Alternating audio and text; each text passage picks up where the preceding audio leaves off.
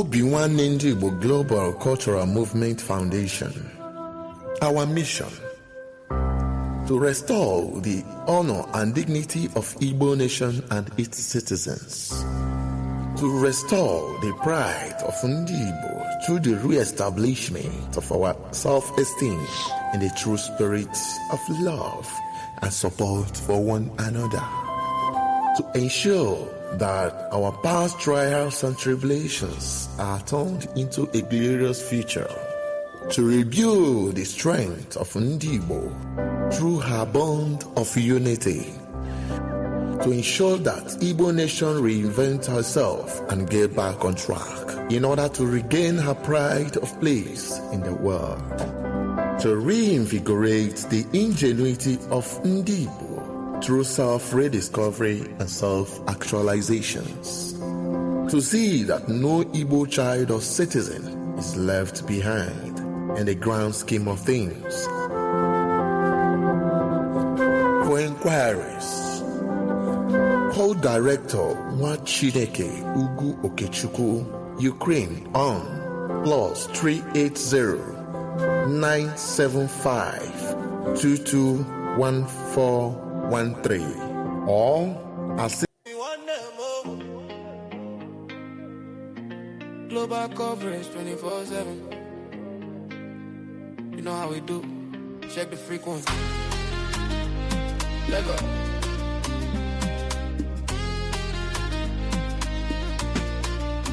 Let go. From the street of 1819, the story start to grow.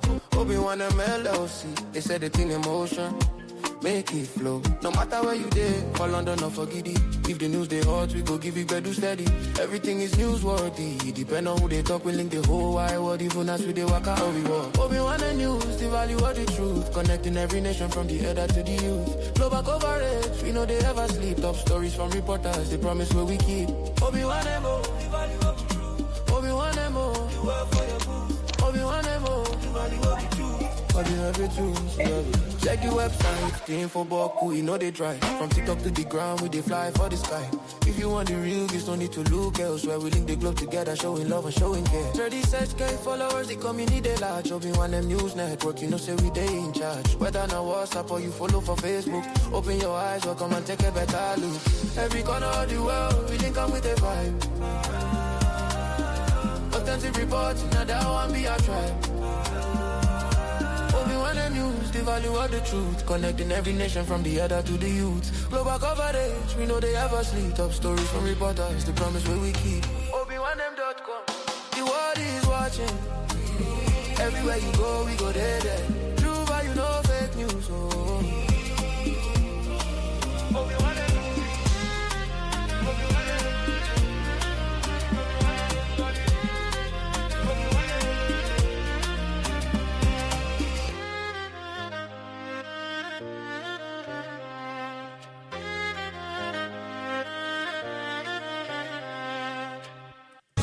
With over 87 million people living in extreme poverty in Nigeria, corruption and poor governance only worsen the situation. That's why Caregivers International Corporation, an American-based organization, is committed to making a difference. We prioritize helping the poor and vulnerable in the 5 Igbo states: Abia, Anambra, Enugu, Ebonyi, and Imo, providing aid to those in need, empowering youth through development programs, and promoting accountability in governance. We believe that those in power must be held responsible for their actions. That's why we'll take any governor to the highest court of law if they abuse their power or engage in corrupt practices even after they've left office. Join us in our mission to create positive change. Follow us on Facebook, X, formerly Twitter, YouTube, and Telegram at Caregivers International Corporation. Together, we can build a brighter future for the vulnerable populations. Signed, Chief Daniel Chika, Chairman, CEO, Caregivers International Corporation. Igbo, ọ bụrụ na ị na-ege anyị ntị n'onu ma na-ekiri ozi ọma nke anyị na-ewetara unu na ozi ndụmọdụ na ịgbazi ọnụ nke anyị na-ewetara unu, biko ka ị na-esonyere anyị na YouTube, na-esonyekwara anyị na Instagram maọbụ na Twitter maọbụ na Facebook na na webụsaịtị nke ndị Obinwannem, ka anyị wee na-ezinye abụ ozi ka o si wee kwesị dị na-adị, maka na oge erugo mgbe anyị ga-ebupụta ihe nke njirimara Igbo na asụsụ Igbo na omenala Igbo n'ihe gbasara ndị Igbo niile n'ụwa niile, ọ kacha ihe anyị na-achọ bụ Biafra. Ị ga na-afụkwanye bụ ozi ka ọ ga na-abịa.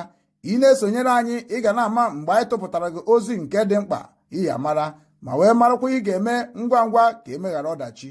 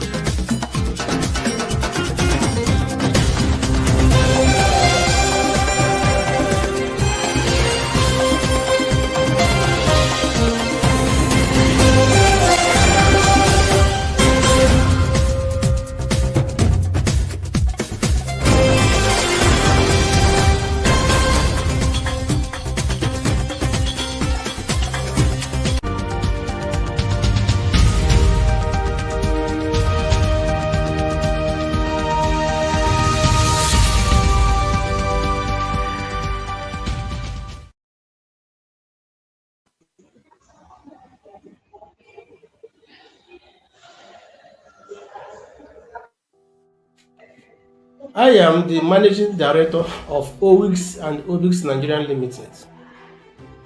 For years, I have worked hard to secure a $64 million international contract. A deal that would have changed not just my life, but created opportunities for many Nigerians. The contract was signed and the funds secured by LC were sent through Zenith Bank, Nigerian PLC, after an agreement between my company and Zenith Bank as a paymaster for the guaranteed contract. But shortly after the secured funds arrived, the unexpected happened. The bank began to make new financial demands that were never part of our original agreement. When I refused to grant those demands, everything changed. The contract, which had a strict liability clause, was suddenly terminated by breach of LC confirmation by Zenith Bank after receiving payments which it deducted from the company account. It refused to confirm, and funds belonging to the company, which was entrusted to the bank, suddenly disappeared, unaccounted for, and years of effort collapsed overnight, automatically activating the liability clause of the contract. I have reached out privately for resolution. I have contacted lawyers, human rights advocates, and even the authorities, but no one has been willing to take this matter seriously. So I am speaking out today, not just for myself, but for every Nigerian who has ever been silenced by a systematic justice system, by powerful institutions, where all they wanted was fairness and justice. I don't seek pity, I seek accountability. I believe that the truth deserves to be heard, and I'll continue to speak up until justice is done. In a series of upcoming videos, I will present clear and undeniable evidence of what transpired.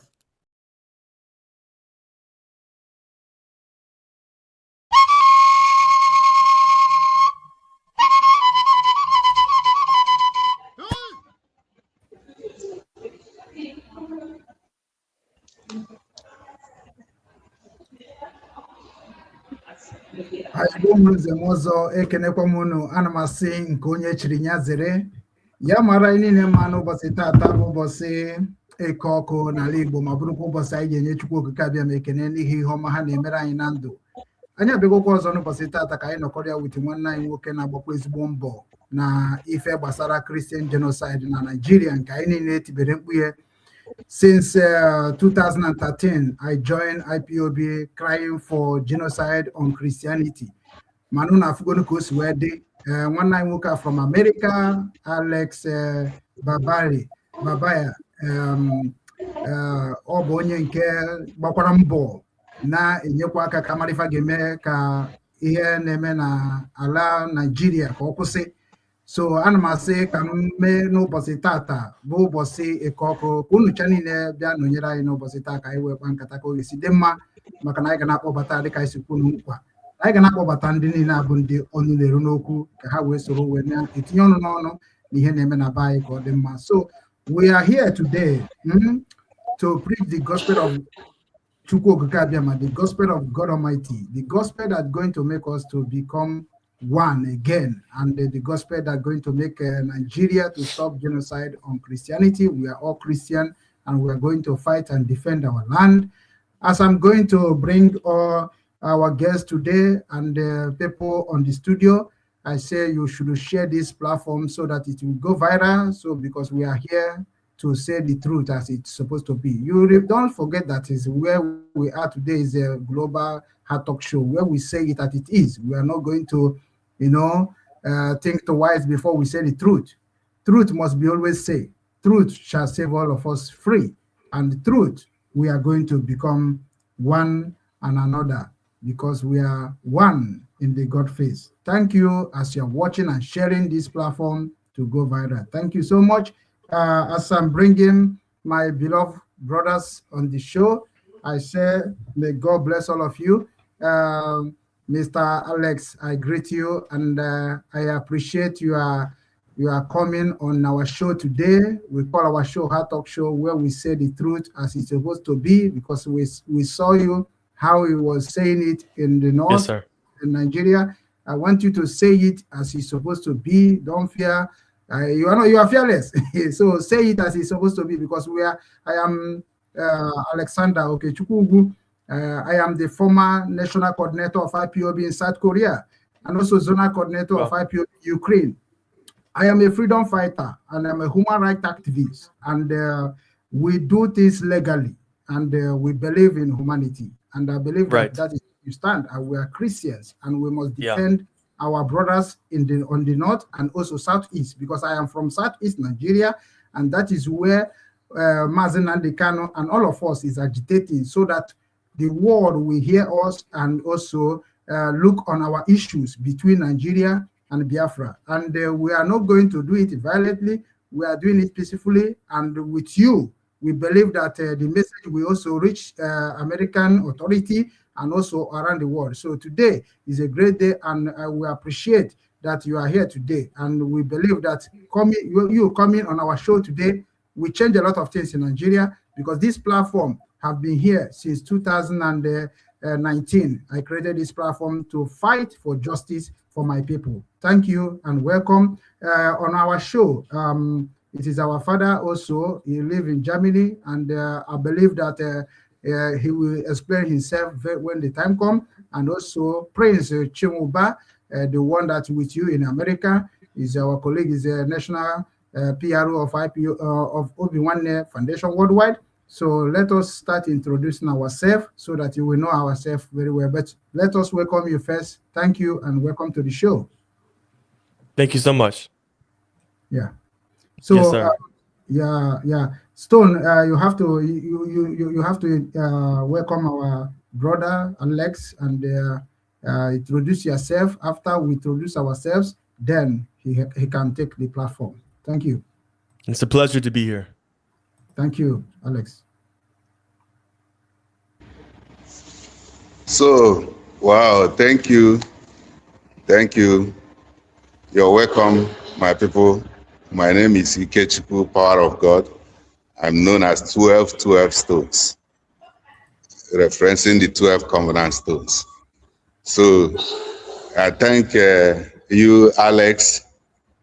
I have double Alex here today with me. So, Alex Okechukwu Obinwannem, thank you so much. Thank you. Alex Barbir, we thank you so much. We thank Almighty Chukwu for his guidance and protection. We have been seeing you and all your efforts, humanity. So, like our slogan always says, Ale for Aine, Aine for Ale, one for all, and all for one. That is the one with God that is majority. That is the spirit with which we gather all the time to address issues affecting our people and the society under this Obinwannem Igbo Global TV, the Global Heart Talk. So thank you very much. Welcome, Alex Barbir.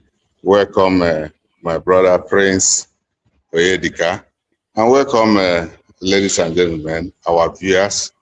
You are welcome. Thank you. Thank you. Thank you, Mr. Stone. Thank you so much. So, please go ahead and introduce yourself to Alex. I know you have introduced yourself, but it is very important for our audience. Praise. Yeah. So my name is Alex Barbir. I'm a U.S. citizen. I've been doing work on behalf of Building Zion organization in Nigeria for over a year now, specifically among the persecuted church, and also to help reach the unreached with the gospel. And so I do this using construction. And so we've been building or rebuilding villages, I should say, across Plateau and Benue and other states where these villages had been burned by terrorists and were left for dead, left to be completely forsaken, where the government didn't help them, churches didn't help them, organizations, international NGOs didn't help them. Nobody has rebuilt these villages. And so you have millions that have been completely displaced with no housing. Nobody has come to help them. When they've lost everything, their family was killed.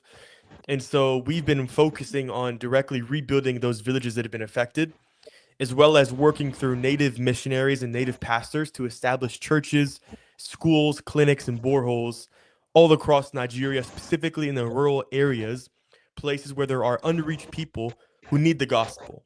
And so often this is among Islamic communities in the north, from Kebbi to Niger to Kano, Bauchi, I mean, everywhere. And so we're specifically building churches and schools and clinics in those states.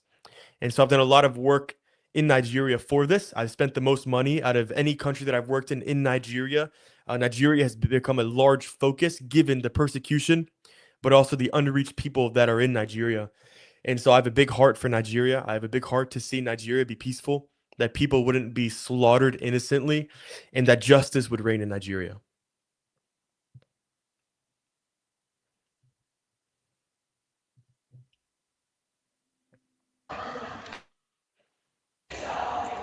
Okay. Thank you very much, Alex Barbir. Thank you for your introduction. We have also been following you and all your social media. Then we also thank you for your efforts. But we want you to tell the audience tell us more about Alex Barbir. Who is Alex? What is your mission, your interest, and who is taking your bill, that is sponsoring all those projects, and what do we want to achieve at the end? What is the end game? Yeah. So, I'm an athlete. I grew up playing soccer my whole life. I played football. I ended up playing football at Penn State University and Liberty University in America, obviously. And so once, I was done with football, done with university, I was in real estate. And so I worked for a corporate company. And I had a vision for a ministry specifically to help people internationally. And so, after about a year and a half of doing real estate, I had the dream and the vision to actually act upon that. And that was to create Building Zion. And so when I actually pursued that vision, I came up with, a name for this organization that would be quite literally Building Zion. And so we use construction to be able to build the kingdom of God on earth. And so that's what I started to do. And so it began in Central America, quickly made its way into Africa, doing work within Kenya, among tribes, the Turkana tribe, the Maasai tribe, and then, moved into Burundi, into Nigeria and Sudan and different places, now also a little bit in Asia. And so that's what I've been doing on a full-time basis.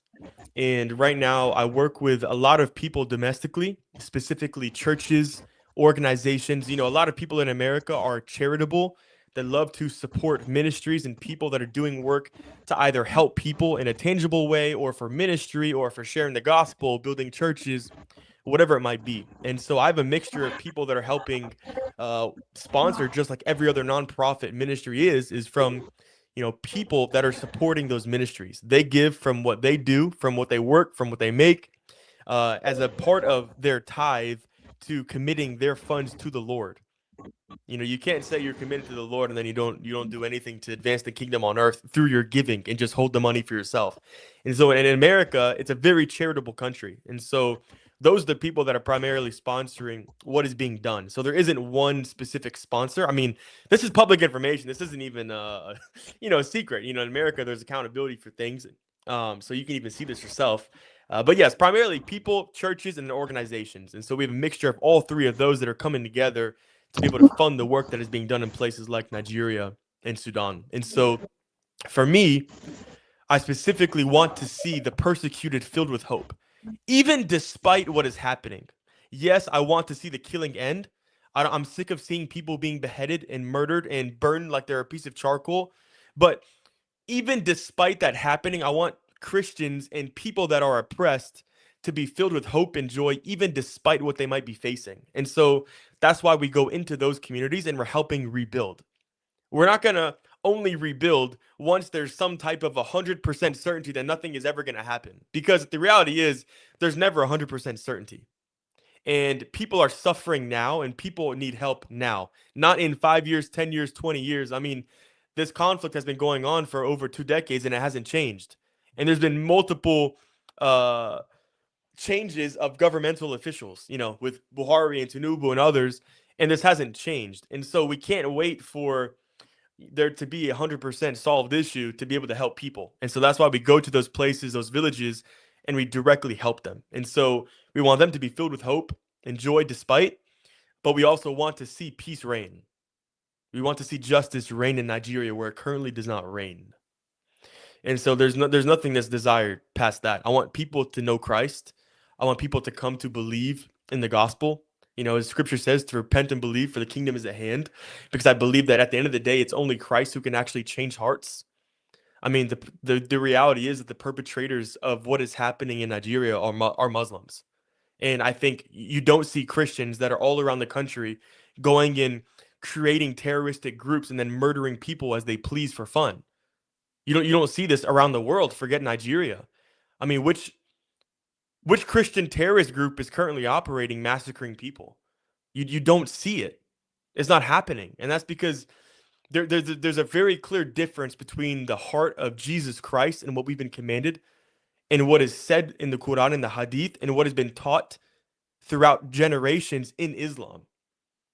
And so there's a much different heart, a big differentiation. And so I want people to know Christ, because at the end of the day, I think that if Nigeria knew Christ, you wouldn't be seeing this happen. And so I do think the gospel is the ultimate answer, but not by force, not by the sword, not by the AK-47, not by the PKM, not by beheading, but by people hearing the gospel and then believing the gospel.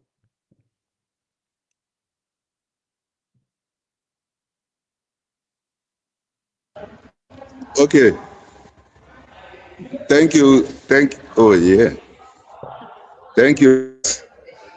Thank you. Although the network is a little bit fluctuating, but there are some very strong points you made that brings us directly to the root cause of the problem in Africa, especially bondage Nigeria. That is religion. What we have in that most populous black nation are believers under the oath of Egypt. Believers, children of the free woman, we call Christians. Believers, children of the bondwoman, we call Muslims. I reference to Galatians 4:21 to 31. That is where it is anchored, that adopted this system of things that now is. And that is the ideology that is eating up my people under Arabic and English. So England presided over for the Western, and then Egypt and Arabic for the... So we know how the system was adopted. That is the ideology that makes an African man believe you can only speak Arabic before God can hear you. And they use Arabic to interrogate Africans who have never even left the shores of Africa in their lives. If they cannot recite Arabic, they are unalived. So, and amongst the children of the free woman called Christians, they believe it is the image of why Jesus Christ and the adopted system of things of old. The Bible tells us not to worship images. So these things are the divide and rule. So how are we going to bring about addressing this PowerPoint that we set the lost flocks? The lost flocks are the Africans who are lost in the games, who are betraying the African land. So we have African generations who are neither Africans nor Arabs, who are neither Europeans nor Africans. So that is the confusion. But the ugly one is those who interrogate my people with Arabic under that oath, and that is how the device. How are we going to get the authorities to address this issue, to address the 1999 Sharia, because it is under this oath that Nigeria 1999 Constitution, Sharia compliance, is anchored, and it is called no-go area under the oversight of British and the system. So my people are lost in the game. How are we going to get the authority to create the awareness and understanding that can set the captives free on both sides? Thank you.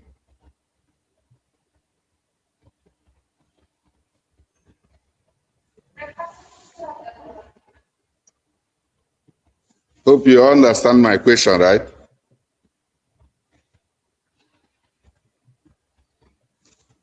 Hello, Alex. Are you with me? Okay. Yeah, Alex, are you hearing me? Are you hearing me, Alex? I hear nothing. Okay, you hear nothing. Maybe I don't know. Maybe it is on your side. Are you not hearing me right now? Hello, Alex. Are you not hearing me? Praise, are you hearing me? Stone, are you hearing me? Yes, Are you I'm hearing me? hearing you. I'm Okay, hearing you. yeah, Alex is like having a network issue. Alex, you are not hearing us? Yeah. What is going on, man? Well, yeah. So maybe you can go out and come out. Yeah, is there a problem now? Audience, please. Sorry, no man. If there need a network problem, so call up or call Batapo again. Yeah. So before we started, the the message, the voice was not coming out. We're Alex, good. are We're you good. hearing us We're right good. now? We're good. Okay, We're good. We're good. yes, we are good to go. So Stone, continue your question and make your question be short because we are not going to spend more than 30 minutes Okay. here. So make the question be short, so that we can run out from our time. Go on and ask the question again. So what I'm saying, Alex, the ideology that is eating up the society in Nigeria, which is under the adopted system of things, referenced in Galatians 4:21 to 31. That is the oath of Egypt that adopted this system of things that now is. That is what the make-believe that half of Africans, we have Africans who are neither Africans nor Arabs, and who are neither Africans nor Europeans, because they are made to believe under that ideology that Allah understands only Arabic.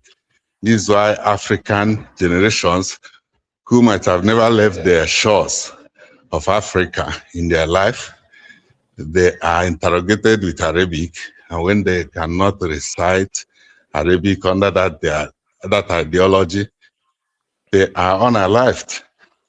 And on the other side of the children of the free woman, called Christians, they are made to believe that on the images painted in the house of God, that is white Jesus, white angels, white of all the saints, and brought this discrimination in the house of God. How are we going to get the authorities, the leadership, religious leaders on both sides, and also political leaders, to address this issue that can free the generation of Africans, especially bondage Nigeria, to know that we are deceived under that make-believe adopted system of things? How can we educate, sensitize these people? Because it's only truth that can set us free. Thank you. Yeah, I mean, that's what scripture says. And so that again is why what I'm saying is the ultimate, and I know this is not a immediate answer, but the ultimate answer is that if people know the gospel, they will change. The reality is that Islam has a stronghold in Nigeria. This is a fact. And that's not just going to change by a political stroke or a political pen. One person who writes something or writes a law or writes a new policy is not going to change the stronghold that Islam has in Nigeria. It doesn't matter what I would say even the US might say, even though I do believe there are countries that can help what is happening in Nigeria. There are things that can be done. There's pressure that can be put on. But there is a bigger ideological issue that I think you're mentioning that exists in Nigeria, which is why this is happening. Because, I mean, you have to ask the question, if this has been ongoing for multiple decades, and we have had multiple different governments in power, in authority, If you have the Sokoto Caliphate, if you have Gumi, if you have massive Islamic leaders in the north, and this continues to persist, and there is no real direct effort across Nigeria to end it or stop it, this means that it's desired, it's being allowed to happen, and it's going to continue to happen. This means that there is some type of mass ideology that exists that many people believe and follow, which is why this is happening. And that's a deeply rooted issue. That isn't just a simple fix. That isn't just one little policy or one little law or, putting a little bit more effort or we need a little bit more weapons, whatever it might be. None of that is going to solve what is happening in Nigeria. I mean, this is a deep issue. And right now, based off of the fact that, for example, you have the Fulani from east to west to north to south that are murdering people, that are burning villages, that are taking over land, yet there's no offensive from the government or security forces to not just stop them, but to take back a land that was already stolen by them, largely from Christians. The Fulani are not being fought. They're being allowed to do what they're doing. And so this is a massive issue that both the international community has overlooked. But at the end of the day, the change is going to happen from inside Nigeria. And I can't say directly what that needs to be or will be. It's for the Nigerians themselves to decide how is this actually going to be solved? Because we know that this is not going to be solved by more vows. I mean, how many vows do we need to hear from various leaders that we vow this is going to stop? We vow we're going to do this. We vow. Well, they've vowed for decades and nothing has changed. In fact, it's gotten worse. And so there has to be a point where Nigerians themselves are going to do whatever needs to be done on their end to protect their own families and their own communities and truly the country of Nigeria. Because right now you have an extremely unjust system in which majority of Nigerians suffer and are victims, while the prosperous political figures and governmental figures, they prosper. The elites.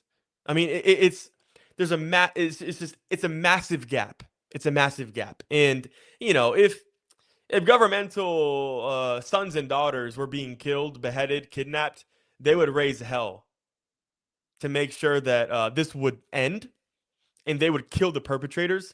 But because these are just poor villagers across Nigeria that at the end of the day nobody really cares about, they're not doing anything. You worked with the U.S. to drop a bomb. Great. I'm glad you killed some ISIS leaders. The Fulani are the ones who have infiltrated every single state in Nigeria. This is not Boko Haram. This is not ISWAP. Yeah, you have some Boko Haram in the west now. You have Lakurawa in the northwest. You have ISWAP and Boko Haram in the northeast. But those, I would say, are small regions that are being threatened by the official terrorist groups. What just happened in Oyo State? What's happening in Plateau, in Taraba, in Kaduna, in Benue, in Imo? I mean, I'm seeing increasingly more threats and killings and kidnappings in southern states. In the southeast, the southwest, the south central. I mean, and these are not Boko Haram. These are Fulani. I mean, what just happened in Oyo? Was that Boko Haram? Was that ISIS? No. And so we're seeing that every single state in Nigeria now are becoming victims to the Fulani. And nobody's stopping them. And it's going to continue to get worse. And I hate that for the innocent Nigerian villagers who at the end of the day have no control over what is happening. They're only just being victims. Okay, the source of our problem is one, and solution can be one if truly the Western world and the world leaders are not deceiving us, just like they told us the slave trade have been abolished, but the Nigerian system is a devised slavery. under bondage, under that 1999 constitution. So the people don't have, they just they deceive the people. The people don't have voting rights because their votes doesn't count under that 1999 Sharia compliance constitution. So the world overlooked it because it's the whole tax in Nigeria from the constitution, from signing to the OIC by one man who didn't even inform any of his cabinet during his regime, that was Babangida, to the Nigerian army. Nigerian Egyptian army, we call it because it's written also in Arabic. And exactly, it's all Islamic. Then to Islam. To the node. So this is the center where that device is tied. They deceive us that we hold election, but the mandate of the people never count. That is why even Tinubu tell you power is not giving you, snatch it and run away with it. And they know the agreement with Britain under this device. So what we are saying is this, that particular central power, Commander-in-Chief Abuja Central Power, and the 1999 Constitution, which the world knows does not represent the free will of the people. How are we going to get them? It took Obama, where we call him prodigal son. It took him either knowingly or unknowingly. His unconsciousness, personally, I witnessed the process when Goodluck was in power. We met with them at Postdama Plaza Hotel with Peter Obi and all of them. There's all his cabinet. And later, the governor of Adamawa State and the other 19 governors with him, they went to Obama. Before they prepared the way, they blackmailed Goodluck out of office, who was already, repelling these evil forces. During his time, he was accused. They stopped even supplying weapons to him. So now it took Obama to bring us this far because he came personally to Ikoyi, sat down with late Muhammadu Buhari, who is the Goliath of this Arabization mission. They sat and brought him to power. So in that 8 years, with El-Rufai, with all this, they know themselves. With the Sultan, which is the unofficial, more powerful Asorok than the main Asorok. So they agreed and handed over that 8 years and advanced the cause to this level. And the Tinubu agreed, just like Mazi Nnamdi Kanu, predicted, prophesied to them that the Afonja of our time, that his own betrayal would be worst. So in his time, the whole Yoruba land is being overrun, like Mazi Nnamdi Kanu predicted for them. So how are we going to get what strength, what voice? Because it's not just about giving us aid, going to to help. Of course, we know the official agreement under that code is to overrun us. And for the British interest is to take the resources, and for the Arabic interest is to dip the Quran. That means the slavery have never been abolished. So how do we get, if truly it's not lip service we are getting, or disciple deleting one leader of while we know the source of the problem? The source of the problem is to get them either they plan first of all, because I don't trust the Obi Kwankwaso ticket. Kwankwaso is also part of the ideology of the Sharia. So with that 1999 constitution, the ideology shall persist, and that gives them right under that code to Arabize the whole nation. And that is the audacity all this unofficial Arabization army have.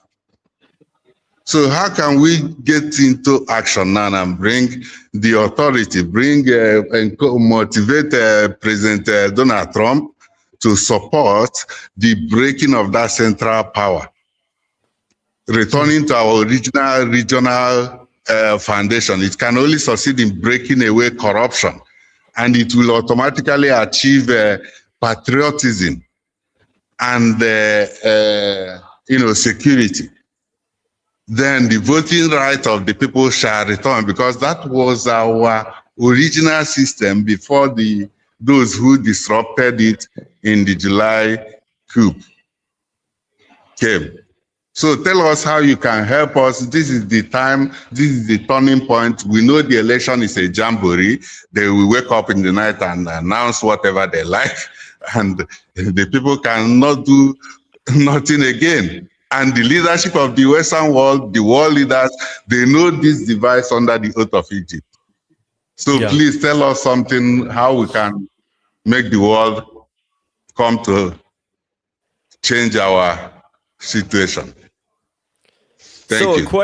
A question I have is, do you think the answer is from outside or within?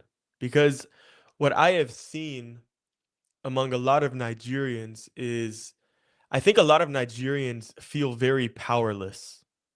They feel as if they have no right, they have no ability, they have no voice. And I would say there's a reason they feel that way, because, many people have spoken, they get arrested, or they get killed, or they get kidnapped. People are silenced.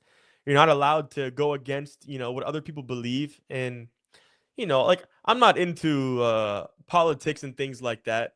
But when you see, I think it's 33 out of 36 governors in Nigeria are belonging to one party. I mean, that's a one-party country. That's it's a dangerous thing. In America, we have Republicans, Democrats, independents, and never are you going to have 47 out of 50 states belonging to one party, because it's healthy to have opposition and people that think differently and act differently, because the Democratic Party has another set of beliefs. The Republicans have a different set of beliefs. But in Nigeria, it doesn't really seem like it's these parties have different sets of beliefs. It's more so just different people want power. It's not, this is our type of agenda, these are our policies, these are this others. It's kind of like just different groups want power. And when you see that 33 out of 36 are belonging to one party, that's a dangerous thing. It's a dangerous thing. And so, I really, truly believe in my heart that, yes, the West can help. But I believe that the real change is going to come from inside Nigeria. And I think that's what people are not talking about. I think too many Nigerians, from the village to the city, are waiting for someone else to come and be their savior, when the reality is many Nigerians have become accustomed to their families being killed and kidnapped, and that this is somehow normal. And a lot of people believe that it's not going to happen to them. They see this happening and they know it's evil and it's wrong, but they don't believe that this is going to happen to their families or their friends. And then it does. And so I think we need to have a people that gain a voice again, truly. Because right now, many Nigerians are voiceless and powerless. And people in power are just doing whatever they want to do. And the people are just in the villages helpless. And they continue to get killed all across Nigeria. And so for me, I believe that there are steps that Trump and other Western countries can take to try to ensure change in Nigeria truly happens from the inside out.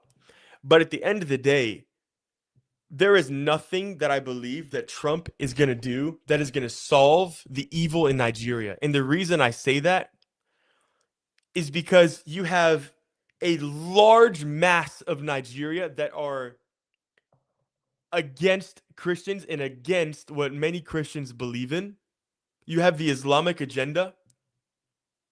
And you have people that will have full out war to stop any type of separation. And so for there to be a separation, let's say, for example, Biafra, there has to be war. That's the reality, regardless of what Trump says. And I'm not saying what I am or am not for. I'm going to reserve the right to keep my direct opinions for my own, I would say, safety to myself. I have my own opinions and thoughts and beliefs. But if we are logically going to talk about the separation of, let's say, Biafra, or let's say regional states, like Arewa and whatever, just regional states in Nigeria to govern themselves, which, I mean, I think it could be good. But I fear, what about the Christians all across the north?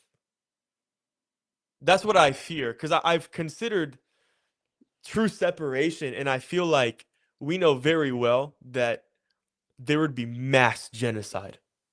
There would be mass genocide. And so it is such a intricate issue. And I want nothing else than for innocent people to stop being killed, for people to be able to believe as they desire. And right now, we are up against a large mass of people in leadership and governmental figures that are pro-Islam, that are pro the Islamic State, and that are not pro-Christianity, not pro-freedom, not pro-democracy, certainly not pro-Biafra. I mean, I think there's probably a reason why Kanu he's in prison. No, I mean they are against that. They're against that completely. And so I think, for there to truly be a separation of Biafra, there will be a true all-out war, complete all-out war. I don't think there is any policy that will secure Biafra apart from war. And I'm not saying to go to war. I'm not saying not to go to war. I'm not saying anything of what to do. For me, I'm an outsider and I'm a foreigner. Yes, I have my opinions and beliefs and perspectives. I'm not giving any type of directive or direction. But given the people in power and what a lot of people in Nigeria believe and stand by, they will not allow Biafra to be separate without a true, like, civil war. I mean, like the U.S. had. I mean, if people are open to that and desire that, that's for them to decide. I'm not here to say there should be civil war or not civil war. But I think something we can agree on is right now, Nigeria is in a state of war within its own country. Because you don't have a single state in Nigeria that does not have innocent people being murdered on a daily basis and targeted, villages burned, people kidnapped, people beheaded. I mean, it's insane what is happening. Thank you, Mr. Alex. Thank you so much. As we are running down, okay, are you not hearing me? The voice is come again. I don't know why. Are you hearing me now? Okay, yeah. Let him go and come back. Yeah, Okute, we have one more question and we are going. This is 53. So we are going home. Yeah, are you hearing me now? Yes, sir. Okay. Yeah, we had everything you said, and we really appreciate. Of course, you can say as you can, and you can't do more than government. Everything relies on government. I understand all those things. So yeah, I appreciate the little what you have done. God have already seen your effort, and that credit is on you. I wish you long life, and you will see the good job you have done in Nigeria. Nigeria has been destroyed since 1960 or something like that. So it's not started from us. So we are doing our possible best to do something to help the humanity. So how can people be free? How can people have democracy? How can people practice Christianity freely?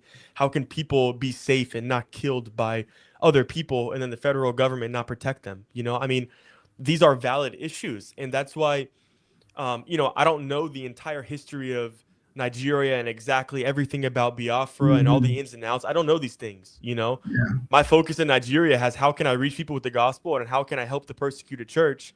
I haven't known everything historically regarding this, and it's something that I can study more and find out more answers about.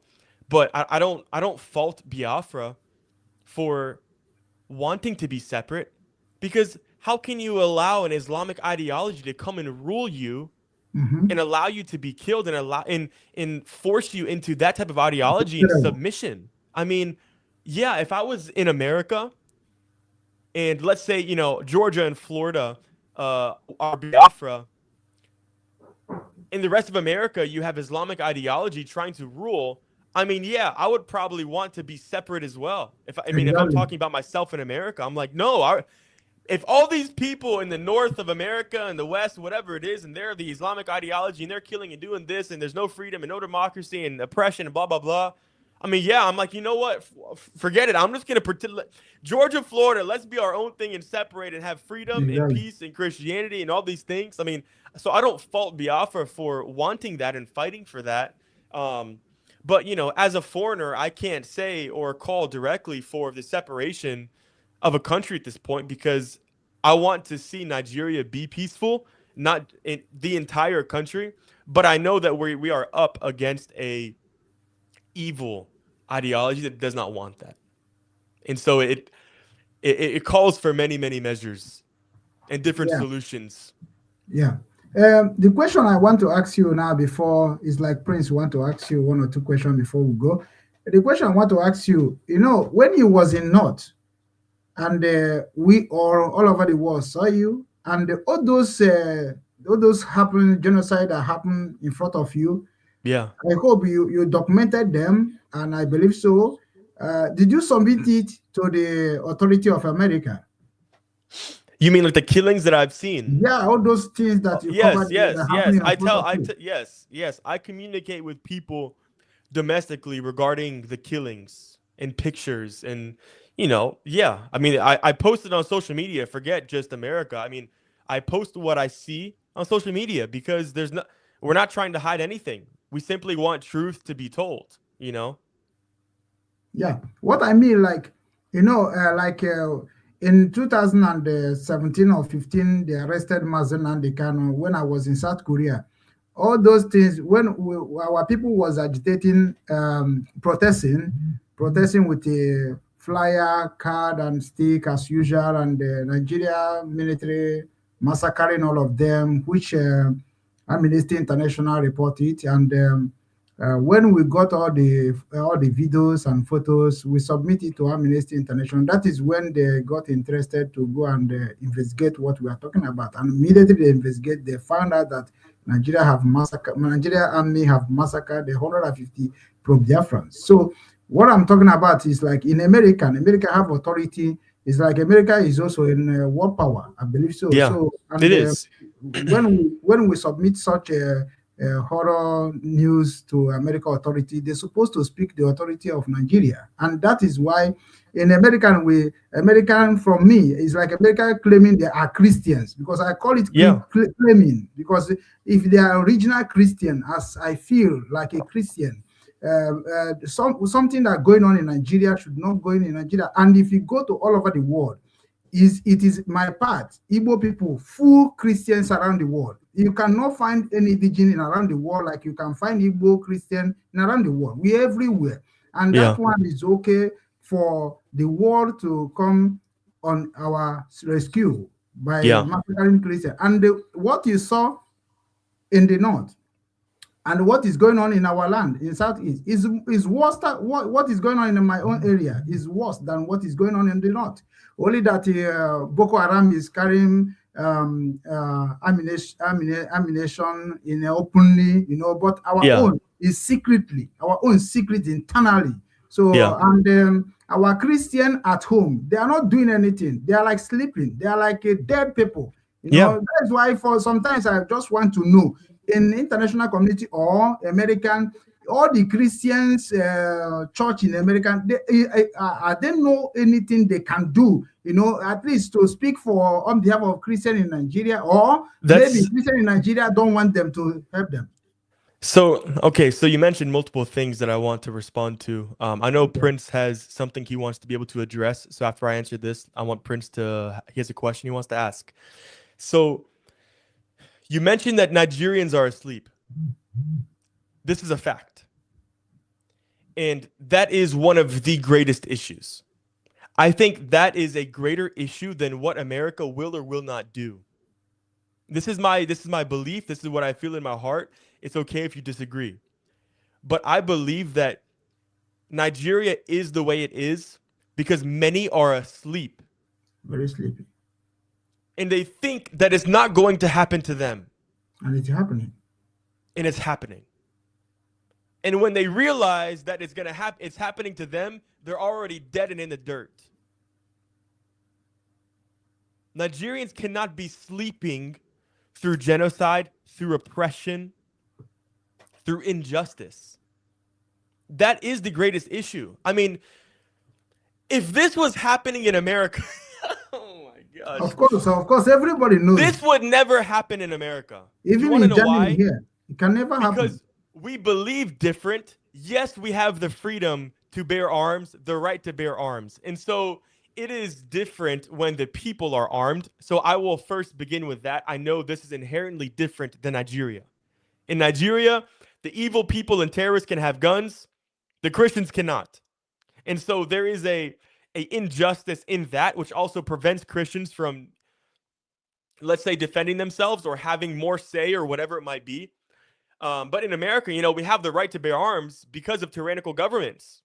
I mean, because of history, governments turn against people. And so if people don't have arms, they do not have a means to truly defend themselves from tyranny. But I will say that if this was happening in America, oh my gosh, you think this would last more than a few months? No, of course, no. I don't need to say anything else. This would not happen. And it's because of how people are and how they believe, and also how much they value and respect freedom and democracy and the pursuit of liberty, the right to live. This would not be allowed, and America would fight till its last breath and teeth to protect freedom and democracy and these types of things. But then for decades in Nigeria, this is going on. It's like, this is the identity of Nigeria. I think people have accepted this. The identity of Nigeria is that people are being killed all over. People are kidnapped. It's insecurity. It's terrorism. This is just what it is to be Nigeria. Yeah. And so they go on about their life. Yeah, you are right. And that's why I continue to say, Nigeria, this is not normal. It's not normal to be slaughtered, to be beheaded, to be kidnapped, to have your villages burned, not just once, but 2, 3, 4 times. So Nigerians have to wake up themselves first. Yeah. Because even if the U.S. does something or says something or writes something or does anything, if Nigerians are still sleeping during that, it's still not going to change. Exactly. And I'll tell you this. We can't even ask or act like it's just Islam that's the issue. The governor of Plateau is Christian. The governor of Benue is Christian. You have Christian governors and Christian politicians that are involved, that are complicit, that are not putting their necks out there for the peace and the safety of citizens. And so we can't even just say it's Islam, because you have even more evil people that claim to be Christian that are in power. That's the truth. Christians are also evil. Exactly. And I would say they are not Christians to begin with, but they claim. They claim. Exactly. Stone, before you go ahead, please, let Prince, what do you want to ask? Just go ahead, because we don't have time before Stone go close the matter. Prince. Yes, regarding Mazi Nnamdi Kanu, what is your thoughts about Mazi Nnamdi Kanu, and what can we do to get his release from the jail in Sokoto State? You know, this is the reality. If you have a government that labels him as a terrorist, believes him to be a terrorist, he will not be released. That's the truth. Unless there is an international power that intervenes extremely directly, not just a little bit, but intervenes in a strong and a powerful way, he will not be released. I mean, I think that shows itself. I mean, it's been years. Has he been released? He hasn't. No. And it's because the people in power view him to be an incredible threat. Maybe not because he's going and killing people, but because of what he stands for, what he says, what he desires, and what he pushes for. That's a threat to their authority, to their power, to their agenda. And so I think those people would rather die than release him. Let him go. Yeah. And so unless there is something that happens internationally to where they lobby for him, and there's some type of insane pressure and whatever is happening to ensure his release, I don't think he will ever be released. regardless of whether we think he's right, wrong, good, bad, pushing for the right thing and what is needed. I think we're probably delusional if we think, let's say, Tinubu or whoever would just release him. To take power. He's a threat to them, regardless. He's a threat to their power and their authority. So, you know, people who view him to be that threat, they won't release him. And many people always focus on the middle belt and the north, you know, regarding the killing, but they don't spend the time, you know, talking about the southeast. You know, a lot of people don't spend their time talking about the southeast. So, what can you do to encourage people to be visiting the southeast? And I believe that you would visit the southeast and, you know, look at what's going on in the southeast, because it's very, very important. And as myself included, I haven't gone to the southeast.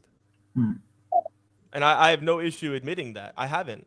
You know, my focus has been, okay, where are the Christians directly being targeted? I mean, the worst, you know, I'm going to go help rebuild, you know, or where are we building churches among the Muslims? In the southeast, you don't really have many Muslims. There's Muslims, but in comparison to the rest of Nigeria, we know where most of the Muslims are, you know. And so for myself, I haven't even gone to the southeast. You know, many people, they go to Port Harcourt, they go to Lagos, whatever. I'm like, for me, I'm a village person. I go to the village. I've never been to Lagos. I mean, I've barely even been to Abuja. But Lagos is also a village. Is it not so only one place? No. And if you come to Southeast, you will love it more. And in Nigeria, in Southeast is mainly Christians. You understand? So, and if you be there, like Mike Arnold have been there, he can testify. So, and it would be good to be able to go to the Southeast and specifically, you know, into the Biafra region and just see, what do people have to say? Yeah. You know, what is going on here? What is the reality here? Because I've never been, you know, I don't, I've primarily focused on Plateau, Benue. You know, I've been to Bauchi, Kanu. I've been to Kwara. Into Kayama. I mean, this is Kayenji forest area. And so I've never even been. So I'm in that party. I'm in that group of people, but I'm not opposed to going. I don't have anything against going. It's just, I'm one person. I have a limited time. There's people being killed every day, everywhere. Everybody begging for help. Everybody begging for rebuilding. Everybody begging for protection. And so I can only do so much at one time as one person, you know? But no, I would love to go and to be able to see those people there, because it's a completely different region. I mean, that's what I've said, is the issues in Nigeria, they're very dynamic, but they're very diverse. No state, no region is exactly the same with what's happening. I mean, you have Boko Haram and ISWAP in the northeast. And then in the northwest, you have Lakurawa and Jainim. And then, you know, then you have Biafra in the southeast. Then you have the middle belt, where it's none of those. It's the Fulani terrorists. But then now in the south, the southwest, everybody, the Fulani are coming to those places. It's not Boko Haram. It's not ISWAP. It's not Lakurawa. And so, I mean, there's so many different issues that are happening around. But at the end of the day, I think that we all know that there is a Islamic agenda and ideology that is the primary, I would say, enemy in what's happening. Because none of the killers, I'm sure there are some Christians who have partook in kidnapping or doing stupid stuff. I'm not going to deny that. But we're talking about the primary people. From the Fulani, from ISWAP, from Lakurawa. When they go kill people and they burn, what do they chant? Allahu Akbar, Allahu Akbar. And then they're defended. They're defended by Gumi. They're defended by many Muslims. I mean, in Sokoto, what is the Sokoto Caliphate doing? I mean, you have all these issues that are happening there in Sokoto and Katsina and Zamfara, where you have largely Muslims living there, Muslims in leadership, Muslim governors. I mean, the head of the Sokoto Caliphate. Yet in their own land and backyards, you have terrorism that is thriving. How? Because if this wasn't a part of a greater Islamic agenda and what's happening in control and all these things, I mean, why would they be allowing it? If it's not a part of what some of them believe, you know? Yeah. So. Yeah, Stone, we have at least, let's have tried. Let me ask. Otherwise, okay. So, Stone, do you have any other question? Prince, do you want another question? Yes. One more. Would you encourage, you know, U.S. politicians to at least visit Nigeria, so that they can see for themselves, what's going on. Absolutely. That's the only way, because you can't rely on what other people say. You can't rely on what the Nigerian government says. You can't rely on what pastors say. You can't rely on what anybody says. The reality is, we know what is happening in Nigeria. We know there's a lot of evil people. We know there's a lot of liars, a lot of cheaters, a lot of people that have narratives and things they're trying to push. You have to go. You have to act. And you can't do a Nigerian military or Nigerian government directed survey. You go for yourself, talk to villagers, be directed by no one, and go to the people themselves in the regions, in the villages, and talk and ask and find out for yourself. I mean, that's what I did. And people think I'm crazy. Every time someone sees me in these places, they're like, what is this white person doing in the village? Everybody normally just goes to Lagos and Abuja, maybe to Jos a little bit. But for me, I've gone to the places that even Nigerians themselves are too afraid to go to, because that's the only way to know the truth of what's happening. Wow. And to do it over time. You can't just go one time and then feel like you have all the answers. Yeah. I've spent half of my life in Nigeria over the past year. Wow. And how long have you been in Nigeria? How long? Almost 6 months over the past year I've spent in Nigeria. And so I've been in all these different states. I've spent all the time in the villages. I've talked with so many different people, seen so many different things. I've been around. And so that's what really, really helps you have a better understanding and perspective of what is going on, especially when you hear from so many different people. But you also see and experience yourself. So absolutely, yes, people should go and actually see themselves. Yeah. Okay, Stone, give one question. Let us close. Now mute yourself. Yeah, you're mute. Alex Barbir, thank you very much. Whenever I see you, you remind me of the circumstance of my birth. I was born in an IDP camp during the Biafran genocide. A German lady was working with Red Cross, helping when I was delivered. So I hope you will continue to help us, help my people to create the awareness that we sensitize our people and deliver our people from this bondage. Yeah. So having said that, I believe it can be achieved without shedding innocent red water. If we can follow, if we can be able to sensitize our people that Biafra is not secession, Biafra is returning us to our original foundation, which is the free state that shall restore security and also restore the bread of the children, snatch it back from these bandits. The banditry is the device, that device under the oath of Egypt, device under 1999 Constitution. So everybody, we are not free under that contraption. So the movement, I believe, if my people call by my name as is written in the book, shall repent from their ways and return to me, I shall return to them. Returning to me is to return to their senses, know that it's humanity first, so that we can move like the German people moved. It was the women and children who moved first, and the men supported them on a Monday demonstration. That was in 1989, recently.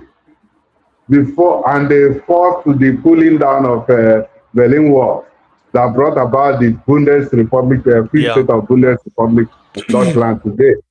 If my people can be sensitized to know that it's not religion that is the problem is that 1999 constitution contraption that gives gives the bandits, we call our leaders, the right, and those religious leaders, they share in the wicked national cake of red water.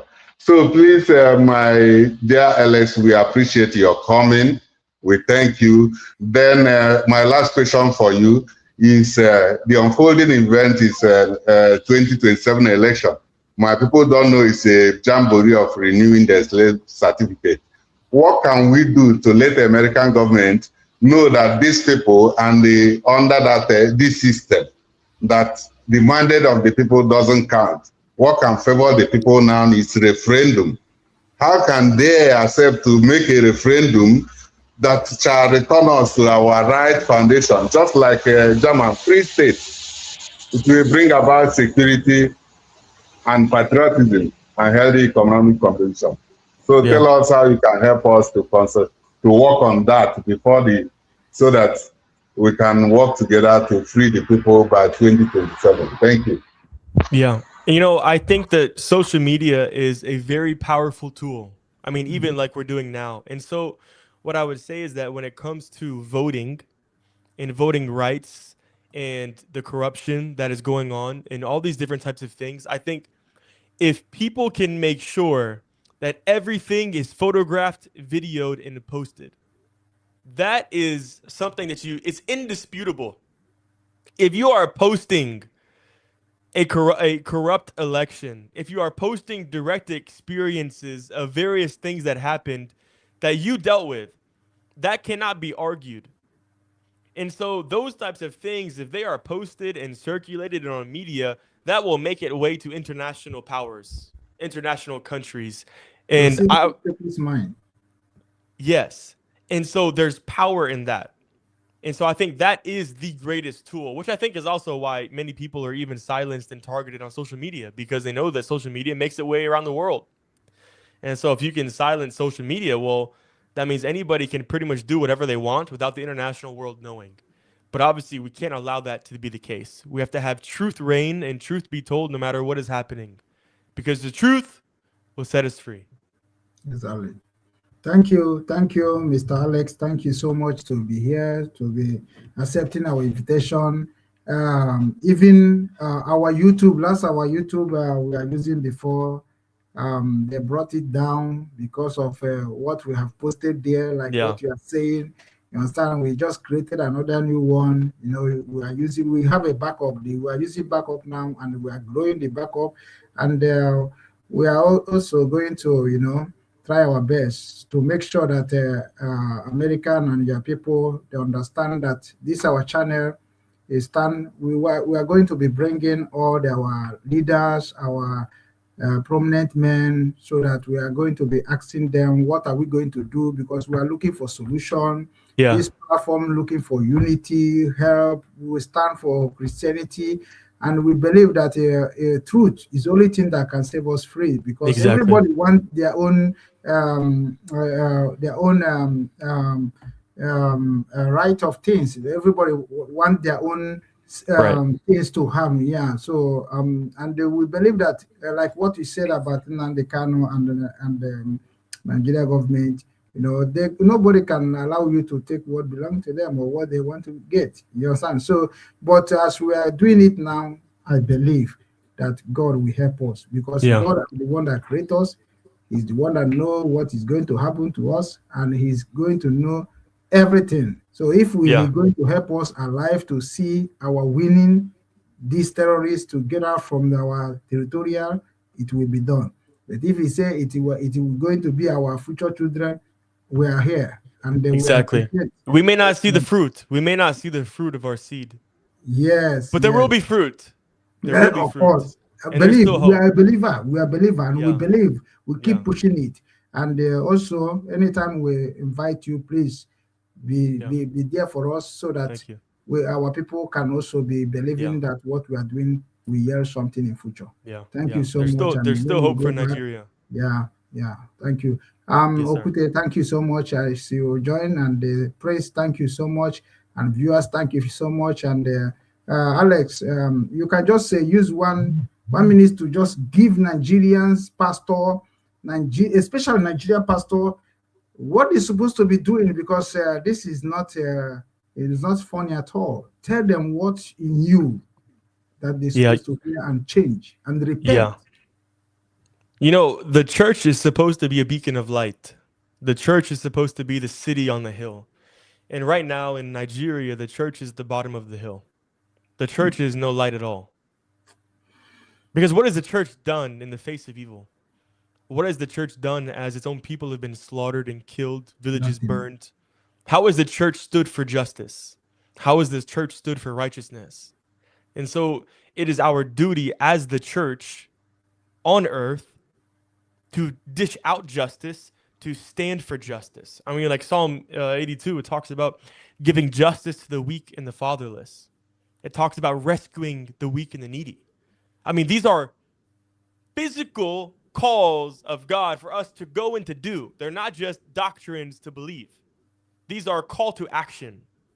And so it is the duty of the church to be the one that is rescuing. It's the duty of the church to be the one that's giving justice.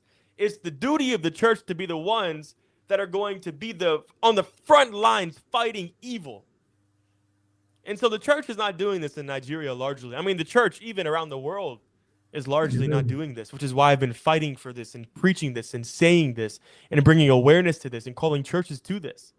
I mean, we're building 100,000 seat stadiums, yet your neighbor has no home because it was burned by terrorists.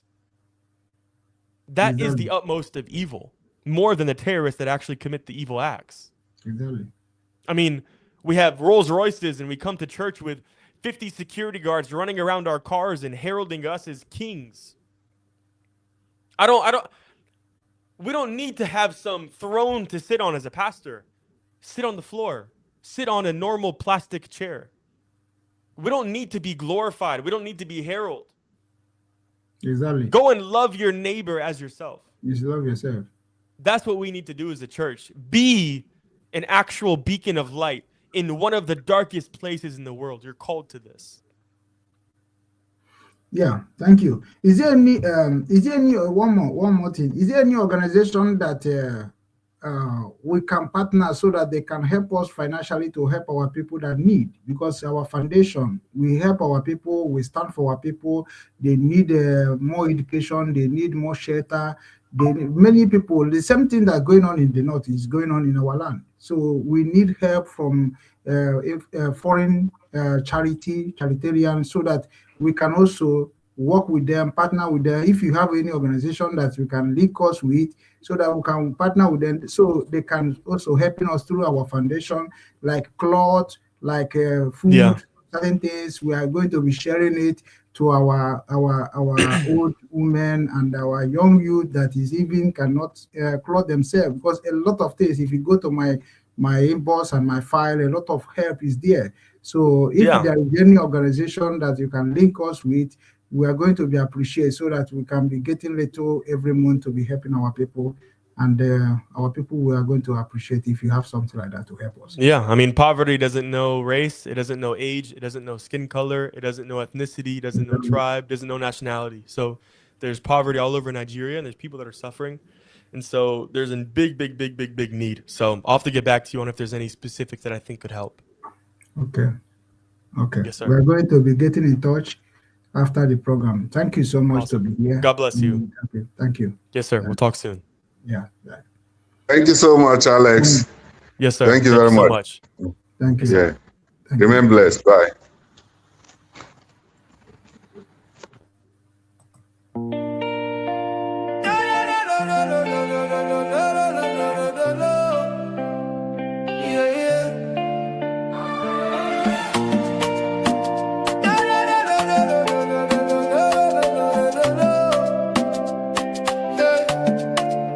From the streets of Amber, across the deep blue sea, a message for the children, for you and for me. Obinwannem is calling, can you hear the sound? The roots of our fathers are being found. We know they forget where we come from. The strength of a lion, the beat of the drum.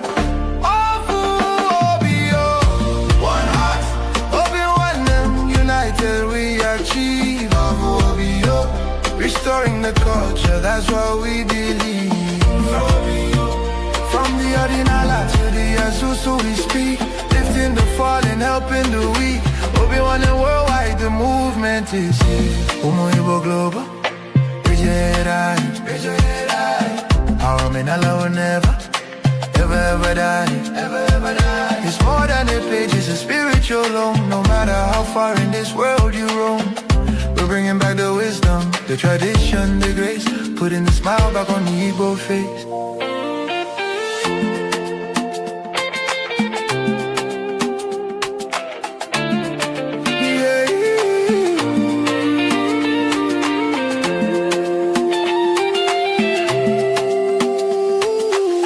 A high energy. Please.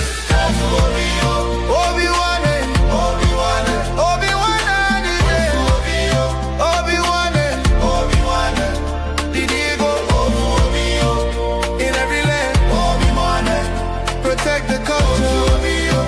It's in our hands.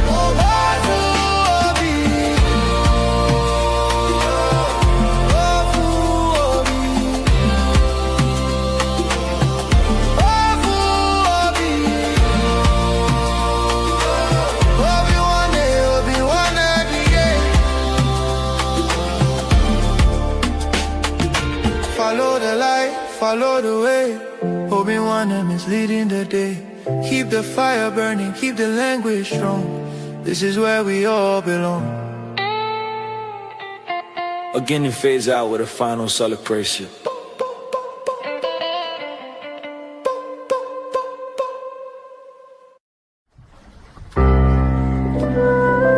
Obinwannem Global Radio, promoting the culture and traditions of Igbo nation.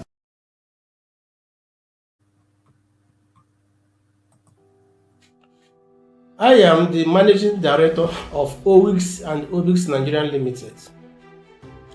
For years, I have worked hard to secure a $64 million international contract. A deal that would have changed not just my life, but created opportunities for many Nigerians. The contract was signed and the funds secured by LC were sent through Zenith Bank, Nigerian PLC, after an agreement between my company and Zenith Bank as a paymaster for the guaranteed contract.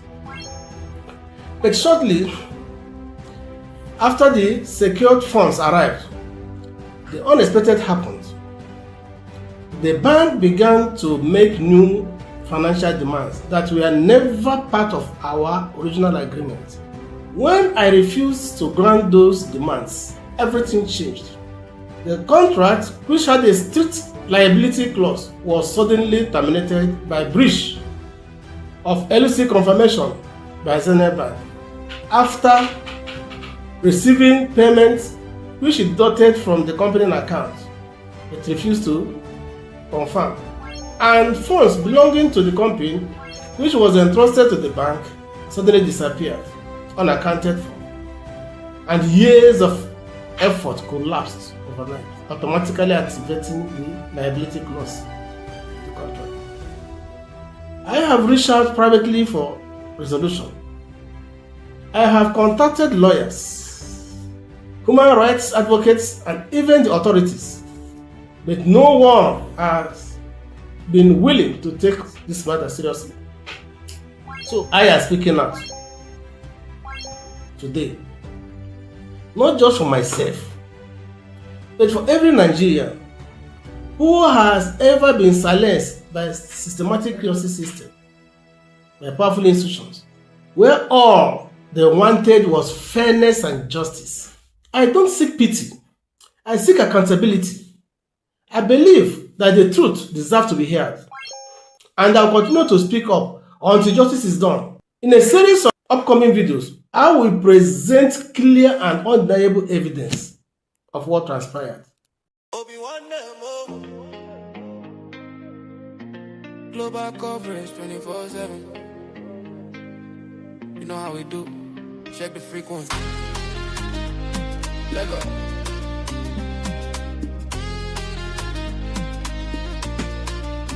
Let go. From the street of 19, the story start to grow. Obinwannem LLC, they said the thing in motion. make it flow. No matter where you there, for London or for Giddy. If the news they hot, we go give you bedu steady. Everything is newsworthy. Depend on who they talk, we link the whole wide world. Even as we they walk out, how we walk. Obinwannem news, the value of the truth. Connecting every nation from the elder to the youth. Global coverage, we know they ever sleep. Top stories from reporters, they promise where we keep. Obinwannem, the value of the truth. Obinwannem, the work for your booth. Obinwannem, the value of the truth. Check the website, the info boku, you know they try. From TikTok to the ground, we they fly for the sky. If you want the real, you don't need to look elsewhere. We link the globe together, showing love and showing care. 36K followers, the community they large. Obinwannem News Network, you know say we they in charge. Whether na WhatsApp or you follow for Facebook, open your eyes, welcome and take a better look. Every corner of the world, we link on with a vibe. Authentic reports, now that one be our tribe. Obinwannem News, the value of the truth. Connecting every nation from the elder to the youth. Global coverage, we know they ever sleep. Top stories from reporters, the promise where we keep. Obinwannem.com, the world is watching. Everywhere you go, we go there. True value, no fake news. Oh. Obinwannem.